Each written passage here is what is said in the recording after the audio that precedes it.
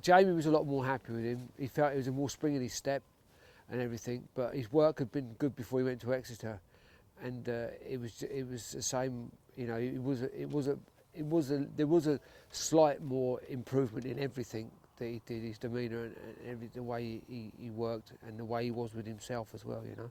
And he touched on Kempton being more to sprinter Sacra's strengths than Sire De Grugy's, but what were your thoughts on the race overall? I mean, on the figures, he's probably run a better race than he did at Sandown. Absolutely, and it's the first time that sprinter Sacra's actually been in a punch-up when he's been in a race. You know, when he's been good, it's the first time he's ever had to, you know, have a battle on his hands, and which proves that, you know, that the two good horses have met for the first time, and both, you know, come out fighting, sort of thing.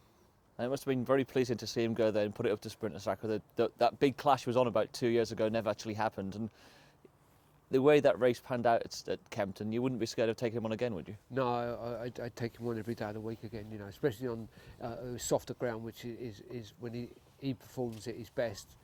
You've only got to go, he's had one run in very soft ground last year, and that was as impressive performance as he put up for a long, long time to beat. I think it was Grey Gold, the horse he beat, and the way he did it and give him 2 stone nearly, you know, like that just shows how much better he is in softer ground. He makes soft ground look like good ground to me. And based on what you've seen so far this season, do you feel he's back to where he was 2 seasons ago, or is he slowly getting there? Is there more to come from him for the rest of this season? He can improve slightly on what he did at Kempton. I think that the ground should be, hopefully, or the way it was. I wish Ascot was this Saturday and not next Saturday, you know, because the amount of rain we've had, and I think everywhere as well, you know, like he would definitely make his chances better. And Ascot's going to be the next step, and that looks to be at this stage quite a winnable race, depending on what Underso does. Is he the one you've got to beat, do you think, for the rest of the season? Oh, you'd have to say so, you know. Like, I mean, you don't discard any horse in the race, but I mean, what he did last year was unbelievable, and I'm sure he'd be, you know, the one we've got to beat as much as anything. And if you don't meet him there, you'll meet him in the champion chase. And with what you've seen from Grugy this year, do you think the possibilities there and the dream's still there that he can win another champion chase?